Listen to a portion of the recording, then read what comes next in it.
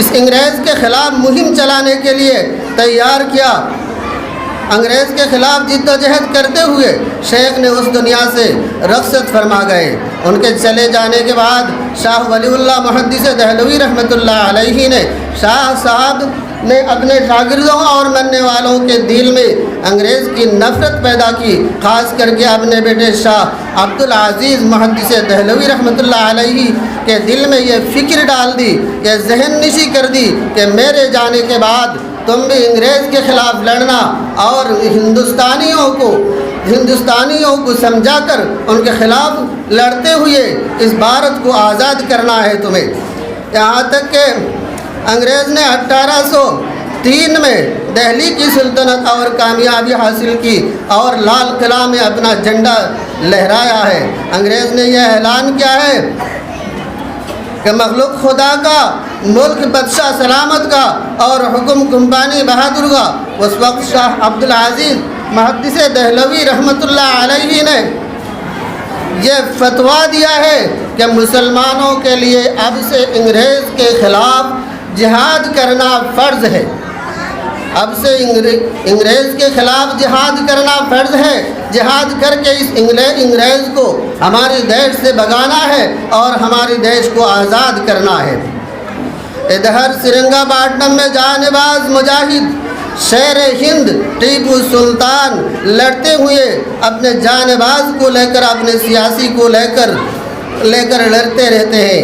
تاریخ کی کتاب یہ بتاتی ہے اپنے ہی لوگوں میں میر سعد الدین کی غداری کی وجہ سے 1799 میں سرنگا پٹنم میں انگریز کے مقابلہ کرتے ہوئے جام شہادت نوش فرمائی ہے۔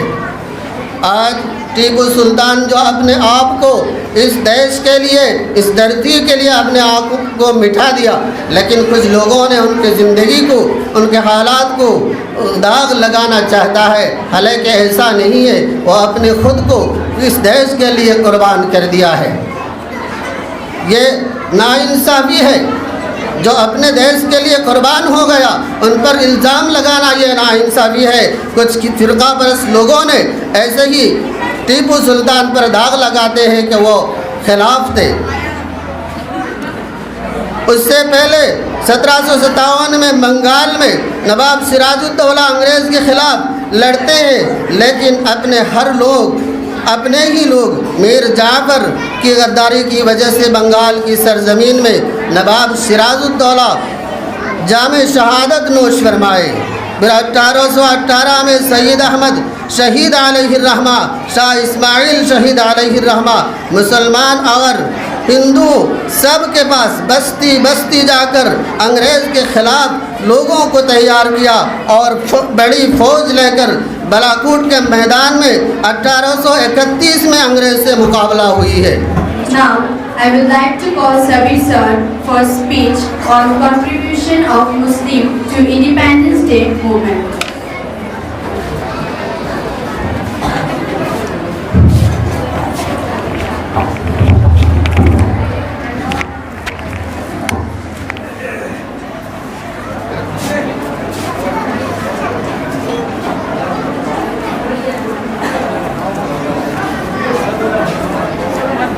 मंच में उपस्थित हमारे स्कूल के प्रिंसिपल साहब, सम्मानित अतिथि, मुख्य अतिथि और शिक्षक और शिक्षिका वृंदों और आज के इस प्रोग्राम में हाजिर होने वाले अभिभावक वृंदों और मेरे प्यारे छात्रों और छात्रियों, आज हम इस इंडिपेंडेंट डे में यहाँ जमा हुए हैं।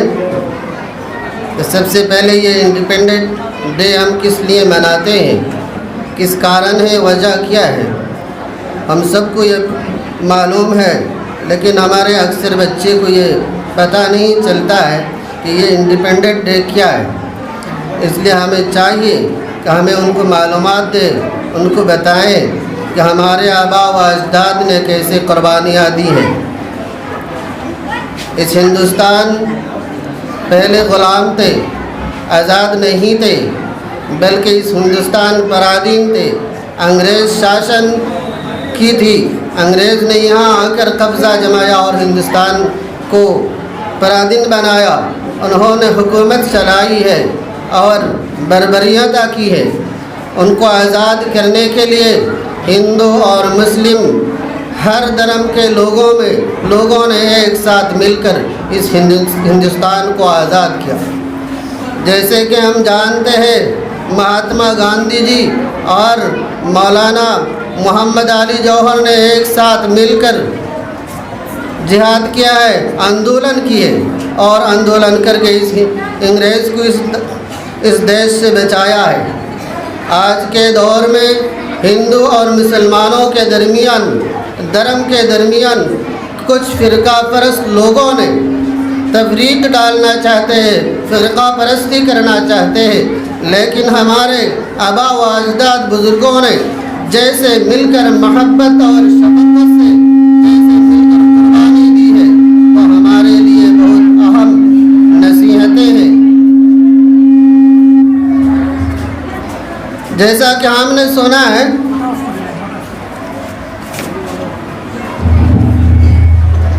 ہم سب کو پتہ ہے کہ اس ملک میں کرانتیکاری جوان رام پرساد بسمل اور اشفاق اللہ خان دونوں آپس میں دوست تھے.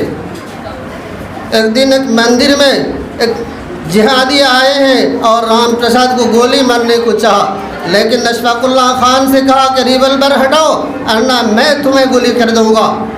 ایک مسلمان آ کر اس کو گولی مار کے ہتیا کرنے کے لیے چاہا, لیکن اشفاق اللہ خان نے اس مسلمان کو کہا کہ میں تمہیں گولی مار دوں گا اگر تم اشفاق اللہ کو مارنا چاہتے ہو.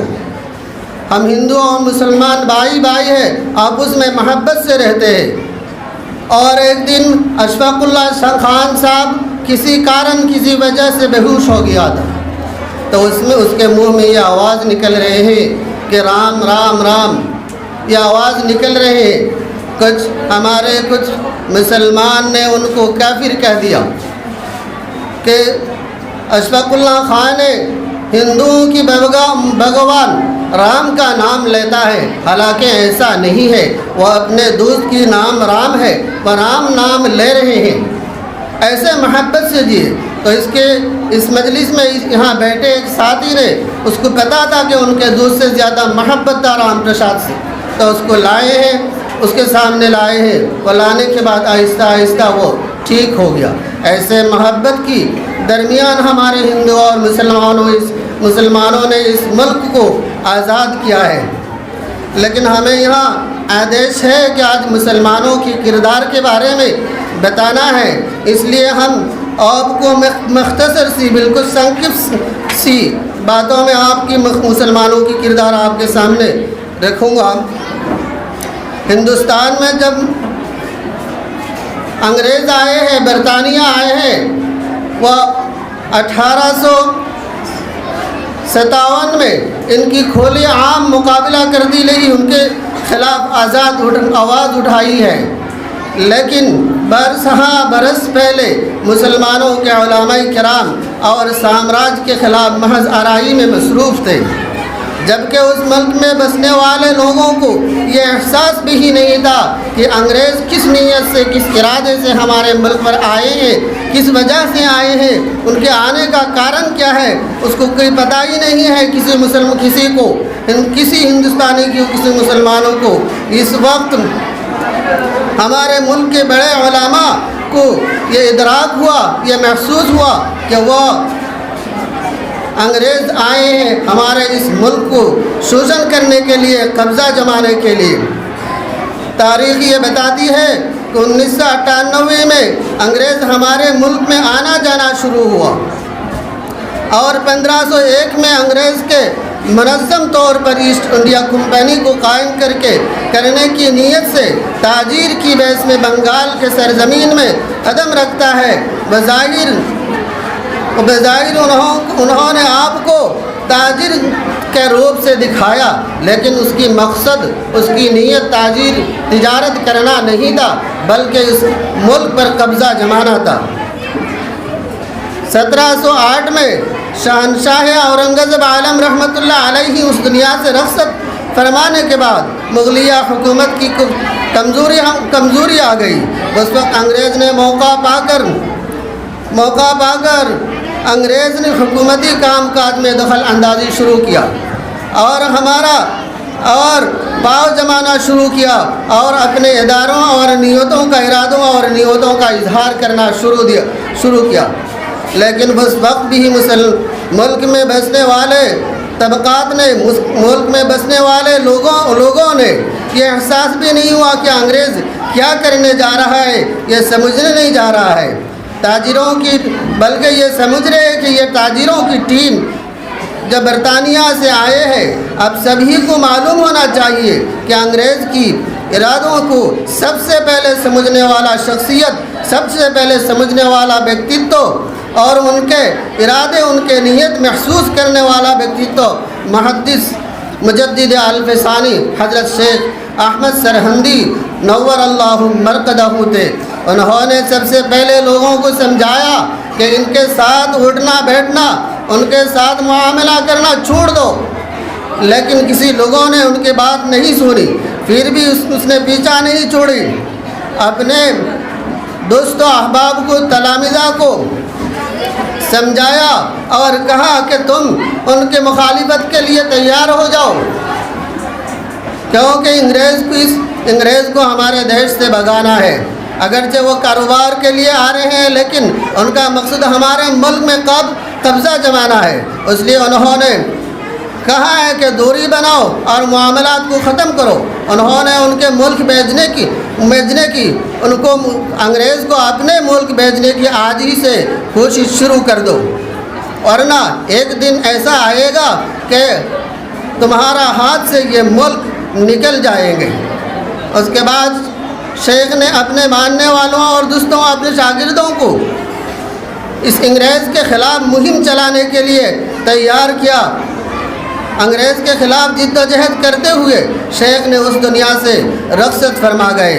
उनके चले जाने के बाद शाह वलीउल्लाह मुहद्दिस दहलवी रहमतुल्लाह अलैहि ने, शाह साहब ने अपने शागिर्दों और मानने वालों के दिल में अंग्रेज़ की नफ़रत पैदा की। ख़ास करके अपने बेटे शाह अब्दुल अज़ीज़ मुहद्दिस दहलवी रहमतुल्लाह अलैहि के दिल में ये फ़िक्र डाल दी, ये जहन नशी कर दी कि मेरे जाने के बाद तुम भी अंग्रेज़ के ख़िलाफ़ लड़ना और हिंदुस्तानियों को समझाकर उनके ख़िलाफ़ लड़ते हुए इस भारत को आज़ाद करना है तुम्हें।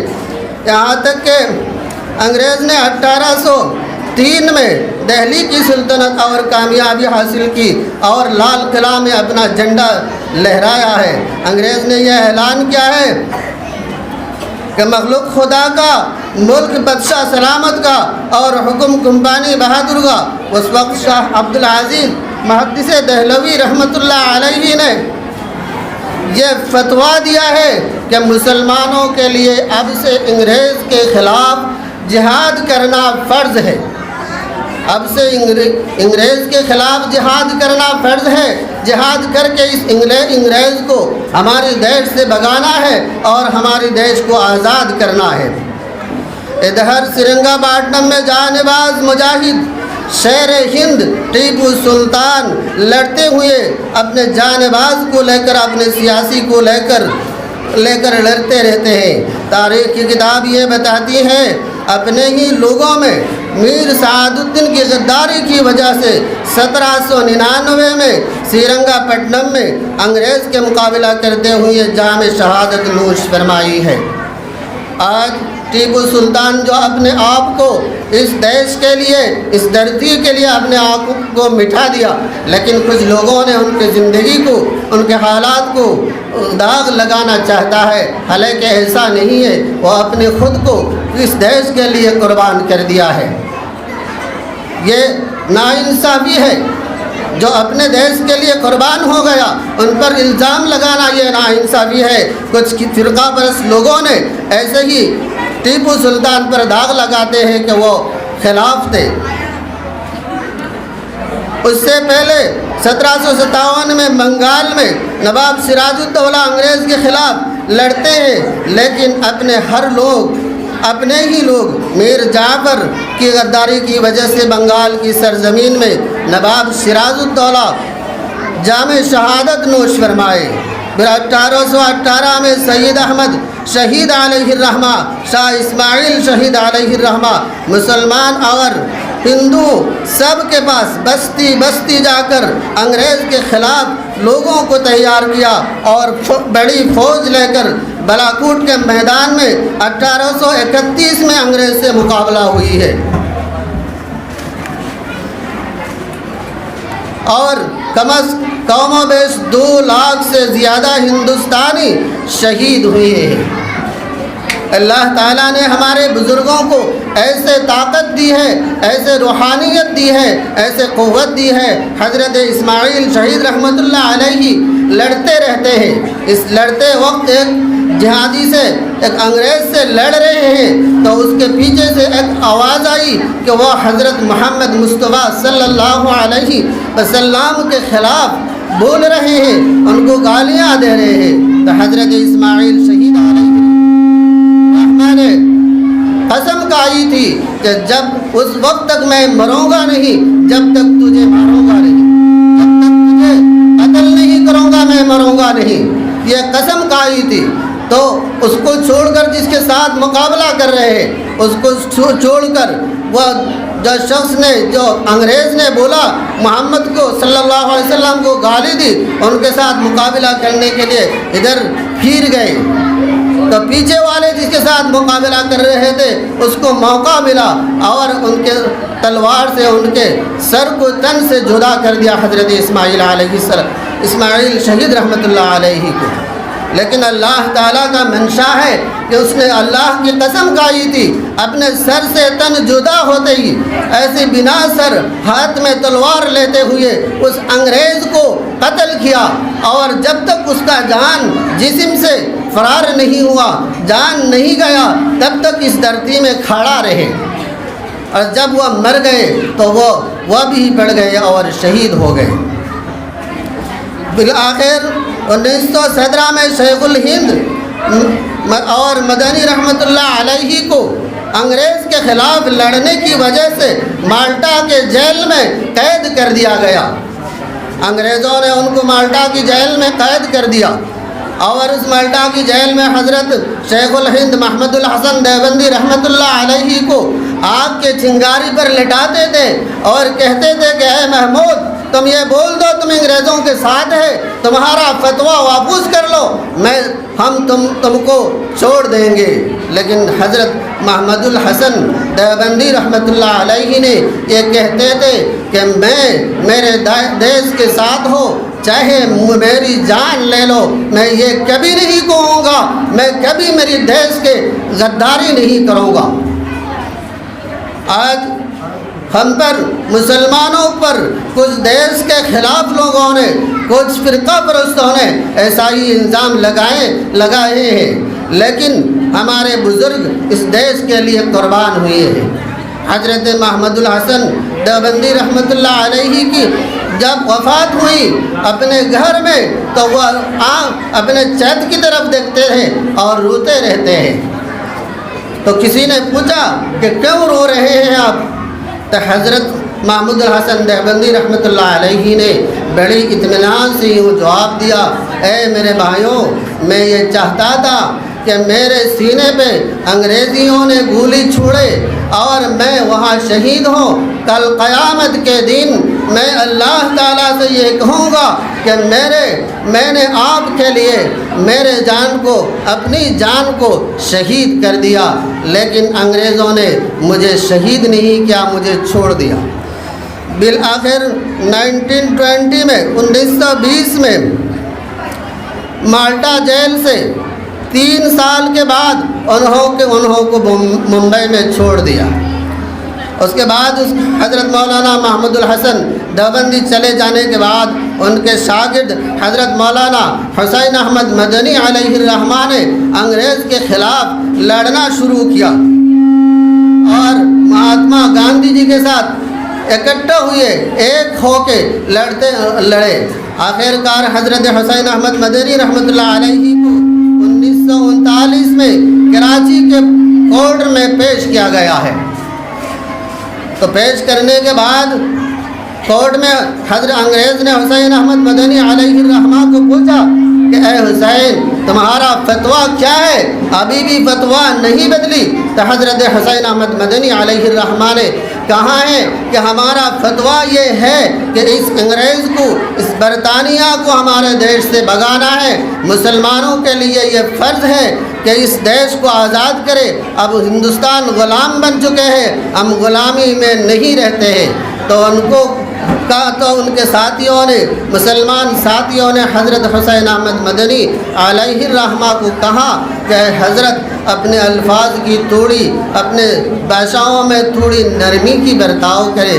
तो उनके साथियों को हज़रत हुसैन अहमद मदनी रहमतुल्लाह अलैहि ने यूँ जवाब दिया कि ए मेरे साथियों, ये अंग्रेज़ मेरे इस फतवा देने के बाद मुझे क्या करने वाले हैं मुझे ये पता है। इसलिए मैंने अपने साथ दारुल उलूम देवबंद से अपना कफन साथ लेकर आया हूँ और अपने दहली से कफन खोल करके इन्हों को दिखाया कि ऐ अंग्रेज़ तुम जो करना चाहते हो करो, मैं अपना कफन साथ लेकर आया हूँ, लेकिन फटवे से 1 इंच बराबर मैं नहीं हटूँगा। तुम्हें इस हिंदुस्तान से भगाना है, तुम्हें इस देश से दूर करना है और हमें आज़ाद होना है। ऐसे ही हमारे मुसलमान आबा व अजदाद ने इस देश के लिए कुर्बानी दी है। बालाकोट के मैदान में और शिमला पलाश के मैदान में ज़्यादा 5 लाख से ज़ायद हिंदुस्तानी शहीद हुए। हज़रत मौलाना मज़हरुल साहब रहमतुल्लाह अलैहि इस मैदान में थे। तो चंद साथियों कत्ल हो गए, उनको भी ज़ख्मी कर दिया गया और वह गिर पड़े, ज़मीन में पड़ा रहा। तो उसके बाद उसने देखा कि वो महसूस क्या है कि बहस जन्नत से हूर आए हैं और उस सब शहीदों को पानी पिला रहा है, जन्नती पानी पिला रहा है। तो उनको भी हूर ने यह समझी है कि वह मर गए, वह शहीद हो गए, उनको भी पानी पिलाने लगा। तो एक हूर ने कहा कि उसको मत, तो पिलाने लगा, शुरू कर दिया, मुंह में डाल दिया। तो हूर ने कहा, दूसरे हूर ने कहा कि उनको मत पिलाओ, वह ज़िंदा है। तो हज़रत को उसके तालिबा ने जब ये बात सुनी है तो उनको इसरार क्या कहने को कहा कि हकीकत में यहाँ क्या हुआ था। तो हज़रत ने कहा कि आज तक मैंने किसी से बयान नहीं की। उस दिन जब शहीदों को और मुझे मेरे मुंह में थोड़ा पानी डाल दिया था और हलक में चले गए थे, वह उसकी मज़ा और आज तक मुझे महसूस कर रही है। इसलिए हमारे अजदाद कुर्बान हुए हैं, हम उनकी मग़फ़िरत चाहते हुए हमारी बात को यहाँ समाप्त करता हूँ। जय हिंद, जय भारत।